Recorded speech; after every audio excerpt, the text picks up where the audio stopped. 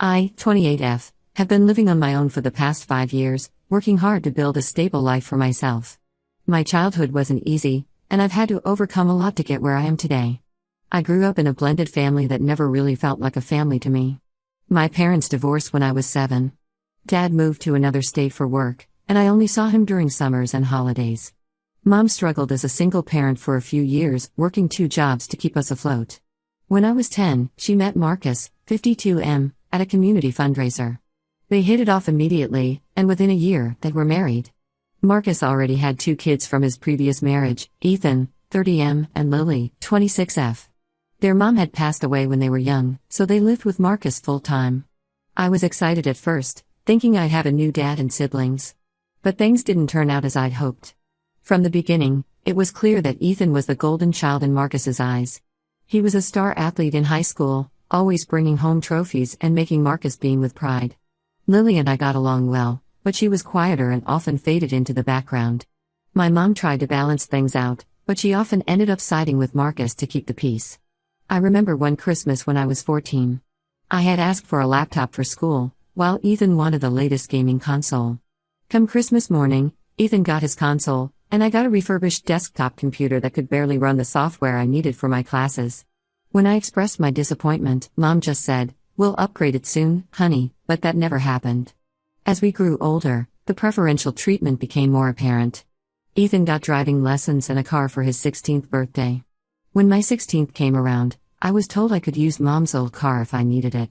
For prom, Ethan got a designer tux and limo rental. I had to buy a second-hand dress and carpool with friends.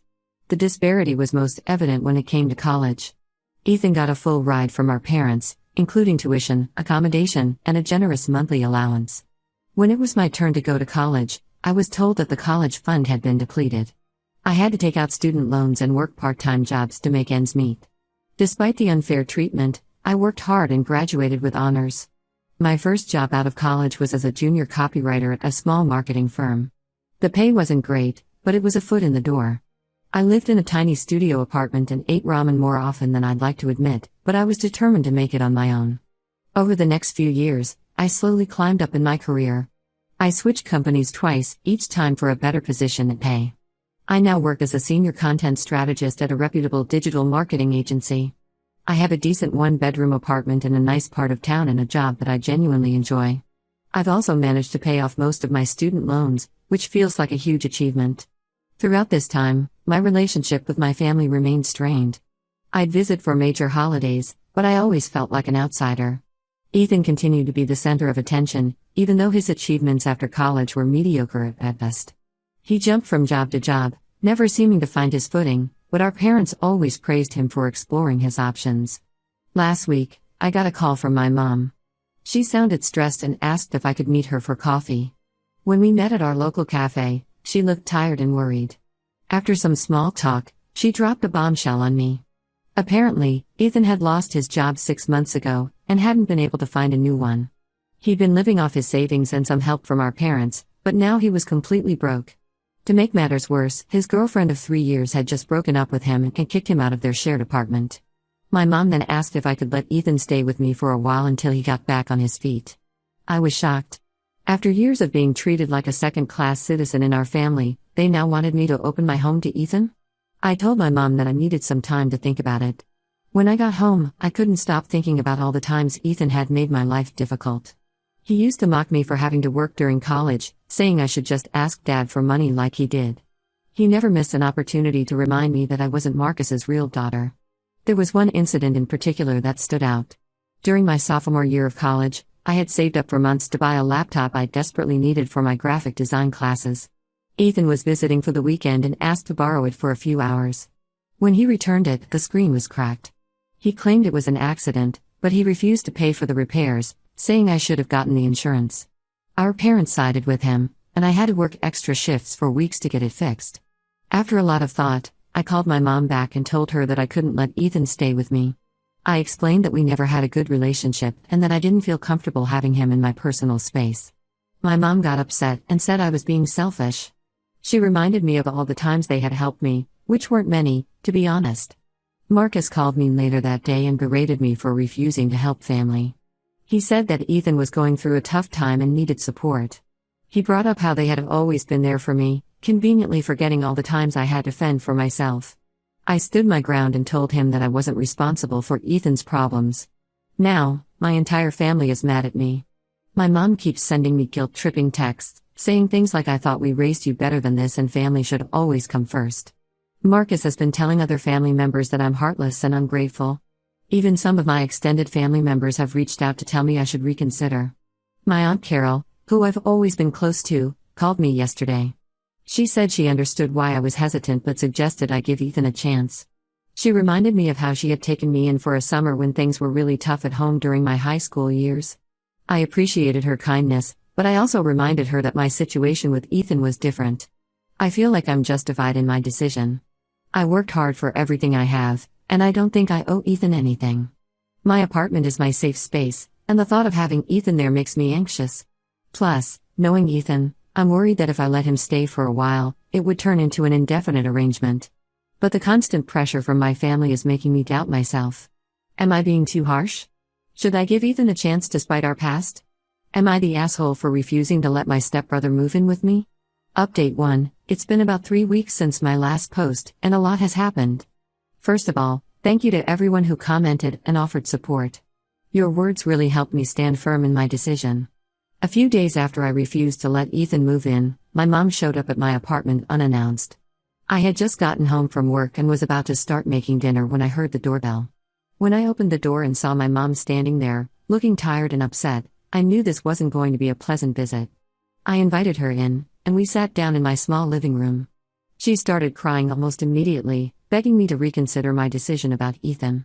She said that he was sleeping on their couch and that it was causing problems between her and Marcus.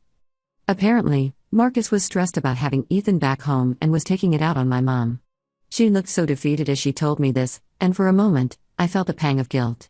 But then I remembered all the times I had needed their support and didn't get it.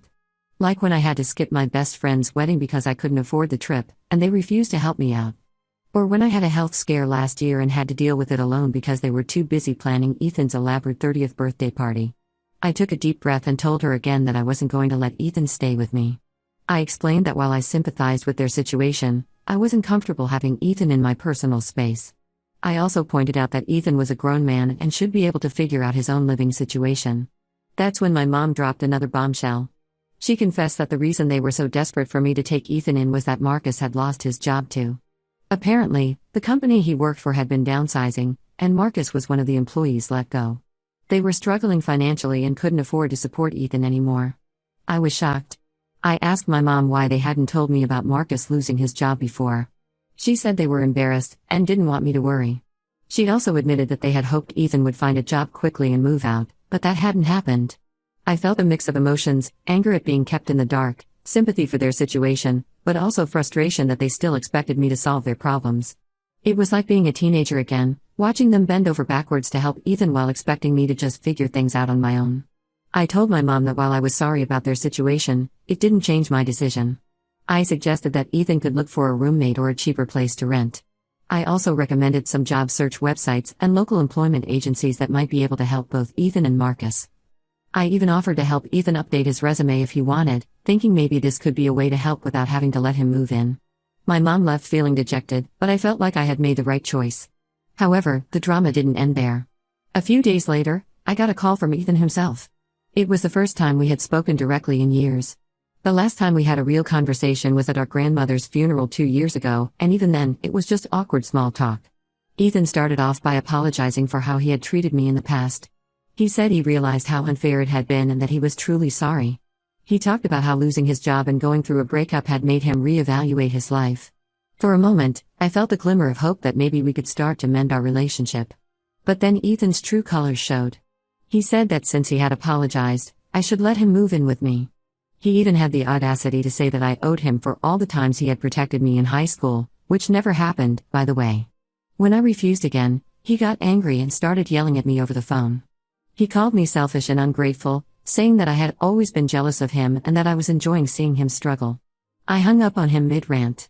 It was clear that his apology wasn't sincere and that he was just trying to manipulate me. This incident only reinforced my decision to keep my distance from him. The family pressure has intensified since then. My Aunt Carol, who had initially been understanding, called me again to say that I should be more compassionate because family is family. My younger cousin messaged me on Facebook, saying I was being mean to Ethan and that I should remember all the good times we had growing up, which were few and far between, to be honest. Even my dad, who usually stays out of family drama, called me. He said that while he understood my position, he thought I should consider helping Ethan out, if not by letting him move in, then maybe by lending him some money. I was hurt that even my dad, who knew how I had struggled, was asking me to help Ethan. It seems like the whole family has taken sides, and most of them are not on mine. I've been getting passive-aggressive comments on my social media posts, and family members have been coincidentally running into me around town to talk about the situation. Despite all this, I'm staying firm in my decision.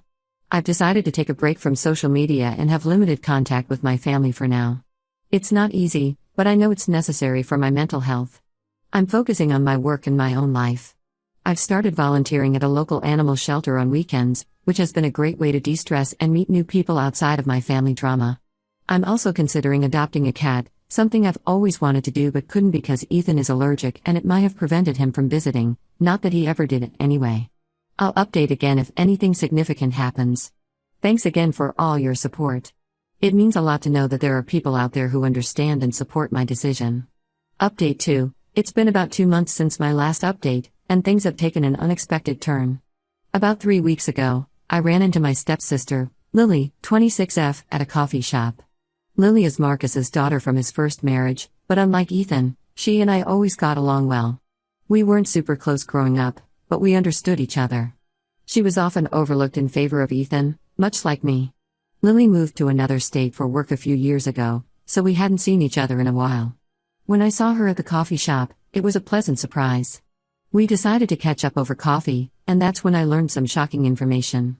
Lily told me that Ethan had been lying about his job situation. He hadn't lost his job 6 months ago as he claimed. In reality, he had quit his job almost a year ago because he thought he could make it big as a day trader. Apparently, he had attended some get-rich-quick seminar and was convinced he could make millions by trading stocks. Ethan had blown through his savings trying to get rich quick in the stock market. When he ran out of money, he started borrowing from our parents, telling them he was just going through a rough patch while job hunting. Lily found out because Ethan had tried to borrow money from her too, but she refused. I was furious when I heard this. All this time, my family had been pressuring me to help Ethan, and it turns out he had created this situation himself through his own poor decisions. I felt betrayed and manipulated. Lily also shared that she had tried to talk to our parents about Ethan's behavior, but they wouldn't listen. They kept making excuses for him, saying he was just going through a phase and would figure things out eventually. I decided to confront my parents with this information. I called them and asked if we could meet. When we did, I told them everything Lily had told me. To my surprise, they already knew most of it. They admitted that they had found out about Ethan's day trading fiasco a few weeks after I refused to let him stay with me. I asked them why they hadn't told me the truth. My mom broke down crying, saying they were ashamed. She said they had hoped Ethan would turn things around and they wouldn't have to tell anyone about his mistakes. Marcus, on the other hand, tried to defend Ethan, saying he was just trying to better himself and that his intentions were good. This led to a heated argument between us. I told them how hurt I was that they had lied to me and tried to manipulate me into taking care of Ethan. I pointed out how unfair it was that they always expected me to be the responsible one while enabling Ethan's bad behavior.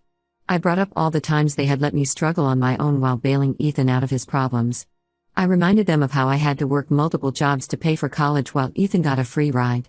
I talked about how I had to figure out how to afford my first apartment on my own while they helped Ethan with his rent whenever he was short. The conversation ended with me telling them that I needed some time away from the family to process everything. I've decided to go low contact with them for now. It's not easy, especially with my mom constantly trying to reach out, but I know it's necessary for my mental health. As for Ethan, I heard through Lily that he's finally gotten a job at a local supermarket. It's not much, but at least he's working. He's still living with our parents, but apparently, they've given him an ultimatum to find his own place within the next 3 months. Part of me hopes this will be the wake-up call he needs, but another part of me is skeptical that anything will really change. This whole situation has been a wake-up call for me about the dynamics in our family. I'm starting to realize that I need to set stronger boundaries. I'm considering seeing a counselor to help me navigate these family issues and to work on building a healthier relationship with myself. I'm grateful for Lily for being honest with me. We've been talking more regularly now, and it's nice to have at least one family member I can trust. We're planning to meet up for dinner next week to catch up properly. I'll update again if there are any more developments. Thank you all for your continued support. Update 3. It's been about 6 months since my last update, and I wanted to share some final thoughts on this situation. After going low contact with my family, I focused on my own personal growth. I started seeing a counselor, as I mentioned in my last update, and it's been incredibly helpful. We've been working on setting healthy boundaries and dealing with the lingering effects of my childhood experiences. It's been a challenging process, but I'm starting to feel more confident in my decisions and less guilty about prioritizing my own well-being. About 2 months ago, my mom reached out to me. She left a voicemail asking if we could meet and talk. I was hesitant at first, but after discussing it with my counselor, I decided to give it a chance. We met at a neutral location, a park near my apartment. To my surprise, my mom came alone, without Marcus. She apologized for how they had handled the situation with Ethan and for not being more supportive of me over the years. We had a long, honest conversation about our family dynamics. It was difficult, but also cathartic. She admitted that they had always expected more from me because I seemed more capable, which wasn't fair. She also acknowledged that they had enabled Ethan's behavior for far too long. While we're not completely okay, we're slowly rebuilding our relationship. We've started having weekly phone calls, and she's making an effort to ask about my life and interests without bringing up Ethan or family drama. It's a small step, but it feels like progress. Marcus, on the other hand, has remained distant. He's still upset that I didn't help Ethan, but I've come to terms with the fact that I may never have a good relationship with him. My mom told me that he and Ethan had a big argument recently, which led to some tension in their household. I'm trying not to get involved in that situation. Speaking of Ethan, he's finally moved out of our parents' house. He's sharing an apartment with a coworker from the supermarket and seems to be slowly getting his life together. My mom mentioned that he's enrolled in some online classes to improve his job prospects. We're still not on speaking terms, and honestly, I'm okay with that. Maybe someday we'll be able to have a civil relationship, but for now, I'm comfortable keeping my distance.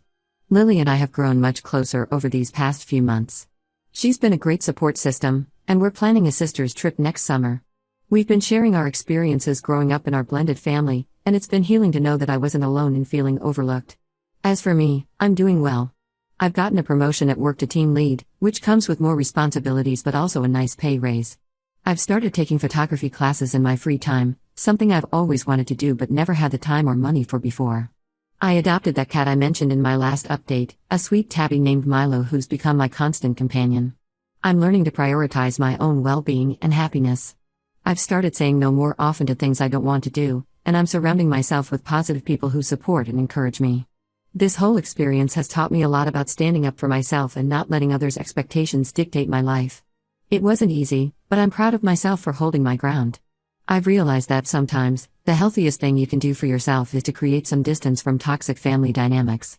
I'm not sure what the future holds for my relationship with my family. I'm taking it one day at a time, setting boundaries where needed, and allowing myself to hope for better days ahead. But more importantly, I'm focusing on building a life that makes me happy, surrounded by people who truly care about me. Thank you to everyone who supported me throughout this journey. Your advice and encouragement meant more than you know. To anyone out there dealing with similar family issues, remember that it's okay to prioritize your own well-being. You're not responsible for fixing other people's problems, especially at the cost of your own mental health.